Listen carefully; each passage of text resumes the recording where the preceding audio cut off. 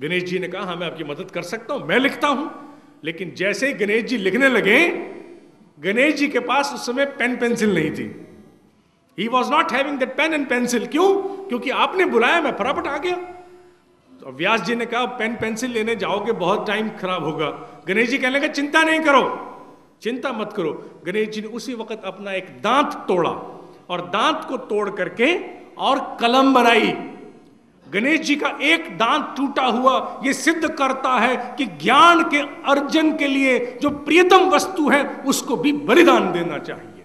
One must be prepared to sacrifice anything, even the dearest thing, when it comes to gain knowledge.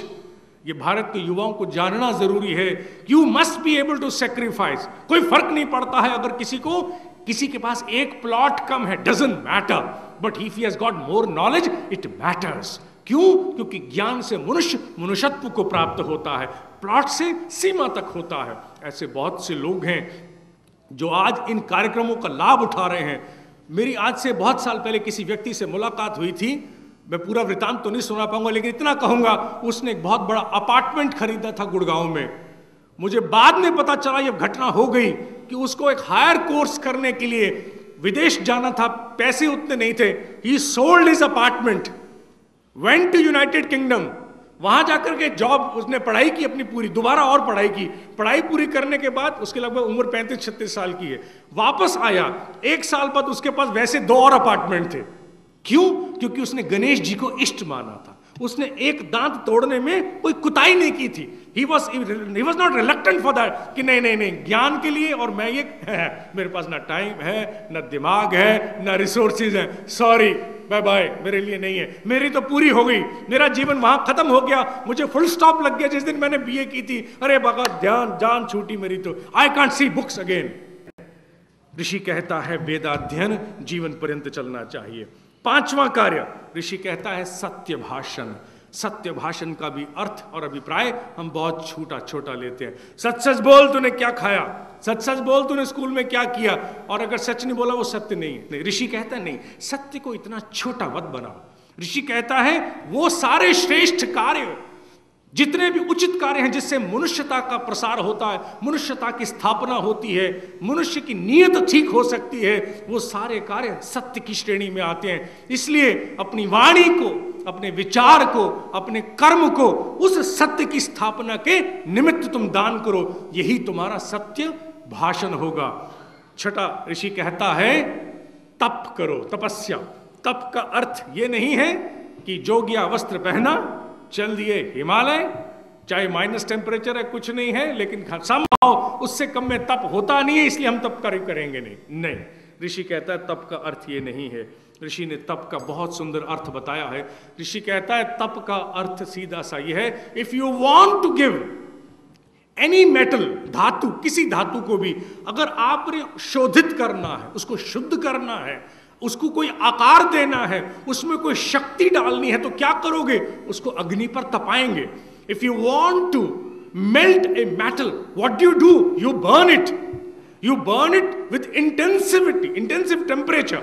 उसको हम तपाते हैं, उसको तरल पदार्थ बना देते हैं, द्रव्य बना देते हैं, उसका दोष दूर करते हैं, उसको आकार देते हैं, ग्लास का, प्लेट का, चम्मच का, और उसमें अगर हमने और मजबूती मिलानी हो तो कुछ और द्रव्य मिलाते हैं। जैसे उसको कार्बाइड स्टील बनाना है, स्टील को कार्बाइड बनाना है, स्टील को और हार्डन्ड बनाना है, टिटेनियम बनाना है, तो उसके लिए हम उसमें द्रव्य मिलाते हैं। और बिना तपे ये हो नहीं सकता था। लोहा, कच्चा लोहा हो सकता था, लेकिन लोहा, मजबूत लोहा, आकार युक्त लोहा नहीं बन सकता जब तक तप नहीं होता। इसे ऋषि कहता है तपने का अर्थ वो नहीं है कि हिमालय में चला जाए व्यक्ति। तपने का अर्थ ये है कि मनुष्य अपने अंतःकरण की भट्टी में स्वयं के दोषों को जलाना सीखे। All those abnormalities that exist in us, उन्हें हमें दूर करना है। दोष का अर्थ है कि बहुत से दोष हमारे सामान्य व्यवहार से जुड़े हुए हैं कि किसी की बात पूरी नहीं होती, मैं तबक से काट देता हूं। किसी की बात सुनने को मैं राजी नहीं हूं, मैं अपने व्यू पॉइंट पे इतना अड़ा हुआ हूं कि किसी का व्यू पॉइंट मुझे दिखता ही नहीं है। नहीं, ये सारे दोष हैं। इस तरह के बहुत से और दोष हैं। मैं किसी को टाइम देता हूं, बस मैं 1 मिनट में आया और मैं 2 दिन नहीं जाता, बस 2 मिनट की बात है, हाँ तुम कल आओ, मैं कल मिलूंगा, कल मुझे अपना पता नहीं, ये दोष है। ऋषि कहता है अपनी भट्टी में अपना परिमार्जन करना, अपना शोधन करना ही तप है, ताकि तुम निखर के आओ, सौंदर्य के साथ आओ और शक्ति के साथ उदित करो, तुम्हारी दृष्टि स्पष्ट रहे, you are able to see things as they are. इसी को कहते हैं तप। अंतिम है, ऋषि कहता है तीर्थाटन करो। तीर्थाटन, अरे सब जाते हैं ना हम लोग, हर अमावस्या भी गंगा जी जाते हैं, गंगा जी में जाते हैं, डुंग डुबकी मारते हैं, तीर्थ हो जाता है हमारा। हम लोग फलाना जगह भी होके आए थे, हम 4 धाम भी करके आए, बहुत अच्छी बात, होना चाहिए, उसमें कोई कमी है क्या? नहीं, कोई कमी नहीं। फिर लेकिन तीर्थ का मर्म जान लीजिए। ऋषि कहता है देवता 2 प्रकार के होते हैं, एक वो जिनकी हम स्थापना करते हैं और एक वो जो जीवंत देवता है, माने जागृत देवता। जागृत देवता माने अच्छे पुरुष, अच्छी स्त्रियां जिनके भीतर सद्गुण है, उन्हें अच्छा जीवन देवता माना गया है। ऋषि कहता है तीर्थ का अर्थ है किसी से प्राण की ऊर्जा को लेके आना, अपने आप को चार्ज कराना। मंदिर में मूर्ति लाते हैं जब, तो स्थापना के लिए क्या होता है, सब मूर्ति आ गई क्या, कहाँ की, किसकी मूर्ति है? वैष्णो देवी जी की। अच्छा अच्छा अच्छा, आगे कहाँ है? वो ढकी हुई रखी है मंदिर में, अभी लगाई नहीं, अभी उसकी प्राण प्रतिष्ठा करेंगे ना, कब? वो शिवरात्रि आ रही है ना, शिवरात्रि वाले दिन इसकी प्राण प्रतिष्ठा होगी। अच्छा, तब तक ढकी रहेगी? हाँ ढकी रहेगी। मूर्ति आ गई है, माँ वैष्णो देवी की है, उसको ढक क्यों रखा है? उसके सामने हाथ क्यों नहीं जोड़ सकते? भाई प्राण प्रतिष्ठा नहीं हुई ना इसकी। ये प्राण प्रतिष्ठा क्या होती है?